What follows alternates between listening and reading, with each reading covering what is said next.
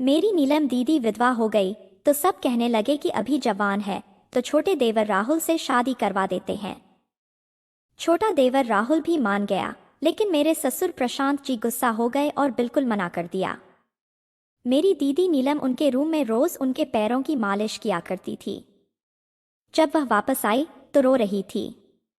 एक दिन मैंने घूंघट लगाकर मेरी नीलम दीदी की जगह अपने ससुर प्रशांत जी के पैरों पर तेल लगाने गई। जैसे ही मैंने उनके पैरों पर तेल लगाया, मेरे रोंगटे खड़े हो गए। मेरे ससुर प्रशांत जी ने तो मेरी दीदी नीलम को तेल मालिश के लिए अपने रूम में बुलाया। वह कहने लगे, मेरे पैरों पर तेल लगा दो। यह सुनकर मेरी दीदी नीलम के चेहरे पर शर्मसी महसूस होने लगी थी। वह नजर झुकाए उनके रूम में चली गई। मुझे अपने ससुर प्रशांत जी तो शुरू से ही कुछ पसंद नहीं थे, लेकिन जो हरकतें वह मेरी दीदी नीलम के साथ करते थे वह और भी गलत थी।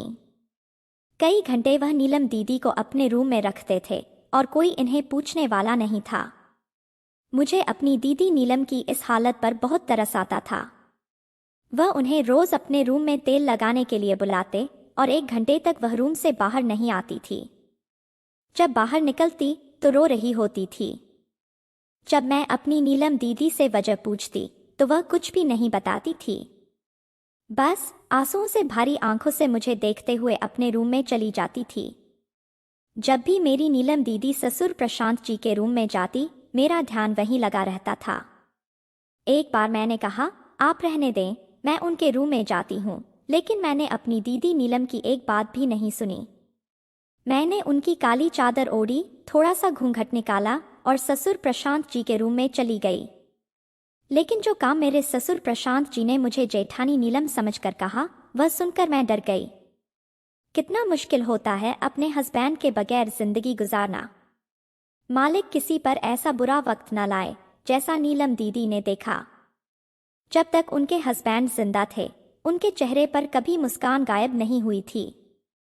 वह हर वक्त हंसती मुस्कुराती रहती थी। मेरे ससुर प्रशांत जी का व्यवहार नीलम दीदी के साथ थोड़ा कड़क था, लेकिन विक्रम भाई के प्यार का असर था कि नीलम दीदी उनके व्यवहार को भी हंसकर सजाती थी। लेकिन अब जो मुसीबत वह झेल रही थी, उनके लिए यह सदमा कम नहीं था। उन पर मेरे ससुर प्रशांत जी बहुत ज्यादा टॉर्चर करते थे। विक्रम भाई की बीमारी ने हम सबको परेशान कर दिया था। जैसे नीलम दीदी की खुशियां ही छीन ली थीं। हमारे बसेप्साए घर को उस समय किसी की नजर लग गई जब विक्रम भाई को हार्ट अटैक हुआ। वह 3 महीने में ही चल बसे। मेरी बड़ी दीदी नीलम पर जैसे दुखों का पहाड़ टूट पड़ा। मैं उन्हें संभालने लगी। एक तरफ मेरी सासू माँ का रो रो कर बुरा हाल था, दूसरी तरफ मेरी दीदी नीलम की तबीयत ठीक नहीं थी। बड़ी मुश्किल से उन्हें होश आया था, लेकिन वह विक्रम कहते ही फिर से बेहोश हो जाती थी। हमारे हंसते खिलते घर को किसी की नजर लग गई थी। मेरी सासू माँ बीपी की मरीज थीं। जवान बेटे का सदमा वह बर्दाश्त नहीं कर सकीं। जेठ जी की मौत के पूरे 10 दिन बाद ही सासू माँ भी चल बसीं। हम लोगों पर एक के बाद एक मुसीबत का पहाड़ टूट पड़ा। हम तरफ तरफ से परेशानी में घिर गए थे। मेरी नीलम दीदी के हालात खराब थे। वह चिल्लाने लगती थी, तुम मुझे छोड़कर मत जाओ। मैं कैसे तुम्हारे बिना जीऊंगी। उस वक्त घर में मैं अकेली महिला थी जो इस घर को संभाले हुए थी। मेरे पति के 4 भाई थे। मेरा पति रोहित से छोटा मेरा देवर विनय भी था। वह मेरे पति से 3 साल छोटा था और उम्र में मुझसे और नीलम दीदी से बड़ा था। चारों भाइयों में 18 साल का फर्क था। मेरी और नीलम जेठानी की शादी एक साथ हुई थी। अभी हमारी शादी को 3 साल ही गुजरे थे। मेरा तो एक बेटा प्रियांश था, लेकिन नीलम दीदी की अभी कोई औलाद नहीं हुई थी। इतनी बड़ी मुसीबत उन पर टूट पड़ी थी। विक्रम जेठ जी और नीलम दीदी की शादी कोर्ट मैरिज थी, इसलिए दोनों में प्यार भी बहुत था। लेकिन जो सदमा नीलम दीदी को लगा था वह बहुत बड़ा था। एक तरफ नीलम दीदी थी तो दूसरी तरफ मेरे ससुर प्रशांत जी अपने पहले बेटे के गम और फिर अपनी बीवी के सदमे में थे। मैं कभी उनकी देखभाल करती तो कभी नीलम दीदी को तसल्ली देने की कोशिश करती। नीलम दीदी देखने में बेहद सुंदर थीं। 2 ही महीनों में वह बिल्कुल कमजोर हो गई थीं। लेकिन फिर सब कुछ ठीक होने लगा। इंसान तकलीफ के साथ शायद समझौता भी कर लेता है। नीलम दीदी भी अब कुछ संभलने लगी थी, लेकिन कभी कभी जब विक्रम जेठ की याद आती तो वह मेरे गले लगकर रोने लगती थी। मैं दीदी को दिलासा देती, लेकिन मेरी आंखें भी भीग जाती थीं। यह ऐसा गम है कि जो महिला को लग जाए वही उस मुसीबत को समझ सकती है। नीलम दीदी की सिसकियां मुझे कभी कभी रोने पर मजबूर कर देती थीं। उनकी कोर्ट मैरिज हुई थी क्योंकि मेरे ससुर प्रशांत जी इस शादी पर राजी नहीं थे। वह कहते थे यह दूसरे बिरादरी की लड़की है, इसलिए मेरे ससुर प्रशांत जी इस शादी पर राजी नहीं थे। लेकिन विक्रम भाई प्यार में पिघल गए थे। वह नीलम दीदी से दूर नहीं रह सकते थे। मैं उनकी जाति की थी और मेरी शादी मेरे पति के घरवालों की मर्जी से हुई थी। विक्रम भाई ने सभी का दिल जीतकर नीलम दीदी से शादी की थी। मेरे ससुर प्रशांत जी मुझे शुरू से ही बहुत इज्जत देते थे, लेकिन नीलम दीदी को हर वक्त ताने मारते रहते थे। उनके खाने में कमी निकालते क्योंकि उन्हें लगता था कि वह उनके बेटे को लेकर अलग हो जाएंगी। लेकिन नीलम दीदी ने मेरे ससुर प्रशांत जी की कड़वी बातें सुनकर भी कभी बुरा नहीं माना। दीदी हमेशा मुस्कुराती रहती थी। वह कहती थी पिताजी खुद ही ठीक हो जाएंगे। मेरे ससुर प्रशांत जी का व्यवहार कभी कभी हद से बाहर हो जाता था। मैं नीलम दीदी से कहती प्यार तो विक्रम भाई ने भी आपसे किया है, फिर पिताजी ताने सिर्फ आपको क्यों देते हैं।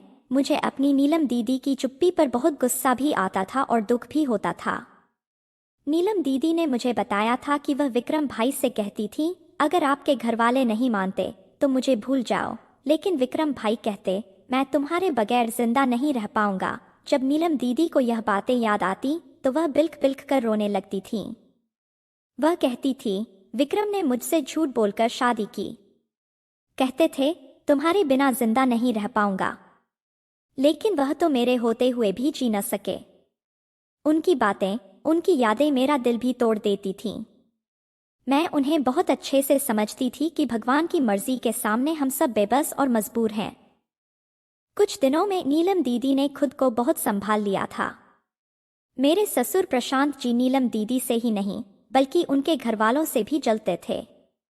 शादी के बाद भी उन्होंने विक्रम भाई से साफ मना कर दिया था तुम्हारे ससुराल वालों को मेरे घर में आने की इजाजत नहीं है, इसलिए विक्रम भाई ही नीलम दीदी को उनके माता पिता से मिलवाने ले जाते थे। अपने घर उनके घर वालों को नहीं बुलाते थे।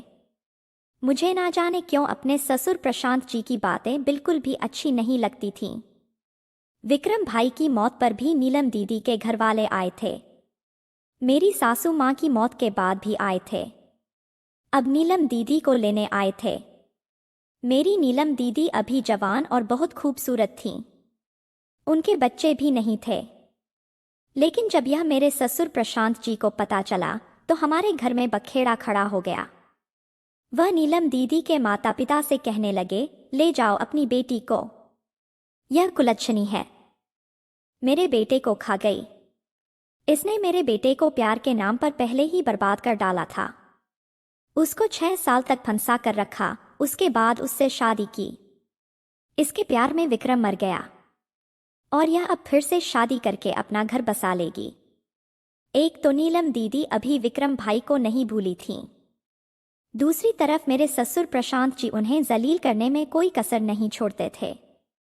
नीलम दीदी उनसे कहने लगी मैं अब भी अपने पति से बेपनाह प्यार करती हूँ, लेकिन मेरे ससुर प्रशांत जी ने तो बहुत बड़ी बात कह दी। वह बोले ठीक है, अगर तुम सारी जिंदगी इसके नाम पर बीता दो तो मैं तुम्हें मान जाऊंगा। मेरे ससुर प्रशांत जी की ऐसी सोच पर मुझे बहुत दुख हुआ। लेकिन नीलम दीदी के माता पिता कहने लगे तुम अपना सारा सामान बांध लो, अब तुम्हारा यहाँ कोई रिश्ता नहीं रह गया। नीलम तुम यहाँ एक दिन भी नहीं रहोगी। लेकिन नीलम दीदी ने अपने घर वालों को साफ मना कर दिया। वह बोली मैं पूरी जिंदगी विक्रम के नाम पर इसी घर में गुजारूंगी। मम्मी पापा आप वापस चले जाएं। यह सुनकर सभी को नीलम दीदी के इस फैसले पर बहुत अफसोस हुआ, लेकिन मेरे ससुर प्रशांत जी बहुत खुश हुए। नीलम दीदी के माता पिता मायूस होकर वापस लौट गए। मुझे यह सब देखकर बहुत दर्द हुआ। मेरे ससुर प्रशांत जी ने तो कुछ और ही सोच रखा था। जो कुछ उन्होंने नीलम दीदी के साथ किया वह बहुत गलत था। नीलम दीदी एक काली चादर ओढ़कर ही रहती थीं। मेरे साथ रसोई में हाथ बटाती थीं। मैं उन्हें मना करती लेकिन वह नहीं मानती थी। वह कहती थी मेरा मन भी लगा रहेगा। मेरे बेटे प्रियांश को भी अपने पास बहुत रखती थी। मैंने सोचा चलो कुछ तो ठीक है, वरना वह हर वक्त विक्रम भाई के लिए बैठे बैठे रोती रहती थी। एक दिन मेरे ससुर प्रशांत जी ने हद कर दी। हम सब ब्रेकफास्ट कर रहे थे, तभी मेरे ससुर प्रशांत जी गुस्से से रूम से बाहर आए और नीलम दीदी से बोले, तुम्हें बस अपने खाने पीने की चिंता है, यह नहीं मालूम कि मैंने अभी तक ब्रेकफास्ट नहीं किया? जाओ जाकर मेरे लिए ब्रेकफास्ट बनाकर मेरे रूम में लाओ। यह सुनकर हम सबको उनकी बात पर गुस्सा आया। सामने कुर्सी पर बैठे मेरे देवर विनय का चेहरा भी गुस्से से लाल हो गया, लेकिन वह बड़े थे इसलिए हम उनके सामने कुछ बोल भी नहीं सकते थे। इससे पहले कि नीलम दीदी उठती, मैं चेयर से उठ खड़ी हुई। मैंने कहा, दीदी आप ब्रेकफास्ट करें, पिताजी को ब्रेकफास्ट मैं बना देती हूँ। लेकिन उन्होंने साफ मना कर दिया। वह बोले, आज के बाद मेरा हर काम तुम्हारी बड़ी दीदी ही करेगी। वह शायद नीलम दीदी को सजा देना चाहते थे। अजीब व्यक्ति थे वह, पहले ही गम में डूबी हुई थीं। वह हमदर्दी और प्यार की हकदार थीं। नीलम दीदी ससुर प्रशांत जी का ब्रेकफास्ट बनाकर उनके रूम में चली गईं, लेकिन पूरे 1 घंटे बाद वापस आईं। जब वह बाहर निकली तो बहुत ज्यादा रो रही थीं। मैंने वजह पूछी तो कुछ नहीं बोली और अपने रूम में चली गईं। मुझे लगा ससुर प्रशांत जी ने जरूर इस बेचारी का जीना दुश्वार कर दिया होगा। लेकिन जो कुछ मेरे ससुर प्रशांत जी नीलम दीदी के साथ कर रहे थे वह तो हम में से कोई भी सोच नहीं सकता था। रात के बर्तन धोने की जिम्मेदारी नीलम दीदी की थी। ब्रेकफास्ट और दोपहर के बर्तन मैं धोती थी। एक बार जब मैं अपने बेटे प्रियांश के लिए पानी गर्म करने रसोई में आई तो जो देखा उस पर मुझे अपनी आंखों पर विश्वास नहीं हुआ। मेरा छोटा देवर विनय नीलम दीदी का हाथ जबरदस्ती पकड़े हुए था। नीलम दीदी उससे अपना हाथ छुड़ा रही थी। दोनों की पीठ मेरी तरफ थी। वह बोली, विनय मेरा हाथ छोड़ो, यह क्या बदतमीजी है। यह सुनकर मैं गुस्से से रसोई में चली गई। मैंने सोचा इन बेचारी का पति क्या मर गया, जैसे सबको किसी चीज की जंग सवार हो गई हो। मेरे ससुर प्रशांत जी दिन भर नीलम दीदी पर चिल्लाते रहते थे और अब मेरा देवर विनय उनके साथ गलत व्यवहार कर रहा था। जैसे ही मैंने नीलम दीदी का हाथ देखा मेरा गुस्सा और बढ़ गया। दीदी के हाथ से हल्का खून निकल रहा था। मैंने उनसे ट्यूब लगाने को कहा लेकिन दीदी मना करती रहीं। मुझे देखकर नीलम दीदी कुछ घबरा सी गईं, लेकिन विनय बिल्कुल सामान्य सा खड़ा था। मैंने भी नीलम दीदी से कहा, अब क्यों अपने साथ जुल्म कर रही हैं आप? अपना ध्यान क्यों नहीं रखती? मैंने उनके हाथ में पट्टी बांध दी, लेकिन फिर मैंने देखा कि विनय उनका बहुत ध्यान रखने लगा। लेकिन विनय की नजरें मुझे कुछ ठीक नहीं लग रही थीं। पहले वह हर वक्त नजर रखता था, लेकिन अब वह नीलम दीदी को ताकता रहता था। कभी मुझे लगता कि नीलम दीदी को सचमुच अपने मायके चले जाना चाहिए था, और कभी लगता कि शायद मैं ही विनय के बारे में गलत सोच रही हूं। लेकिन एक दिन जो मेरी आंखों ने देखा उसने मुझे सोच में डाल दिया। एक दिन मैं सुबह जल्दी उठ गई। दीदी बरामदे में लगे गमलों में पानी दे रही थीं। उन्हें फुलवारी का बहुत शौक था। जब विक्रम भाई जिंदा थे तो वह हर किस्म के फूलों के पौधे उन्हें लगा कर देते थे। हमारा पूरा बरामदा दीदी के हाथों से पौधों से सजा हुआ था। मैं भी नीलम दीदी के साथ मिलकर ब्रेकफास्ट करती थी और खूब सारी बातें करती थी। जैसे ही मैं बाहर आई, सामने बरामदे का नजारा देखकर मेरे मुंह को बहुत जोर का झटका लगा। नीलम दीदी ने विनय के मुंह पर बहुत जोर का थप्पड़ मारा था। फिर वह कहने लगी, तुम्हें थोड़ी सी भी शर्म नहीं आई मुझे यह सब कहते हुए? मैं तुम्हारे बड़े भाई की बीवी हूं और तुम्हारी भाभी।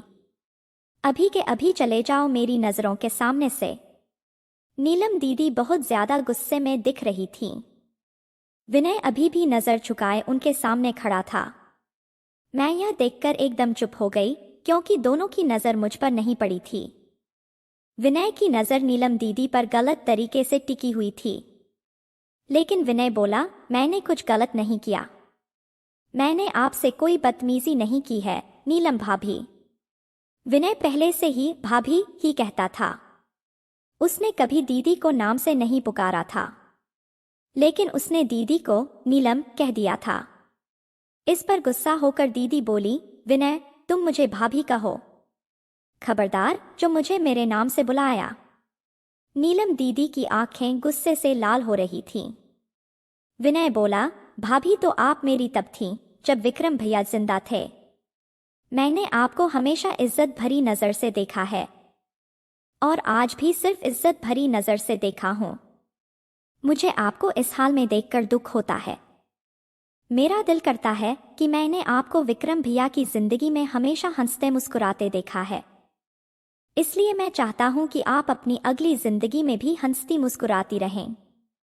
लेकिन भाभी जी, आप शायद यह सब समझने के लिए बिल्कुल तैयार नहीं हैं। आपसे बात करना ही बेकार है। मैं आपके माता पिता से जरूर बात करूंगा। मुझे आपसे शादी करनी है। आपको एक अच्छी लाइफ जीने का पूरा हक है। यह कहकर विनय वहां से चला गया। मुझे विनय का यह फैसला बिल्कुल ठीक लगा था। नीलम दीदी जेठानी वहीं खड़ी थीं। वह रोते हुए कहने लगी, विक्रम तुम मुझे क्यों छोड़ गए? तुम थे तो सभी लोग मुझसे प्यार से बात करते थे। तुम नहीं हो तो सब मुझसे गलत तरह की बातें करते हैं। तुमने तो हमेशा साथ निभाने का वादा किया था, फिर मुझे अकेले छोड़कर क्यों चले गए? मुझे भी अपने साथ ले जाते। नीलम दीदी रोते हुए कह रही थीं। मैं उनके पास पहुंच गई। मैंने कहा, दीदी जी क्या बात है, क्यों रो रही हैं? मैं उनकी हर बात जानती थी, लेकिन अनजान बनी रही। मुझे देखकर नीलम दीदी अपने आंसू पोंछने लगीं।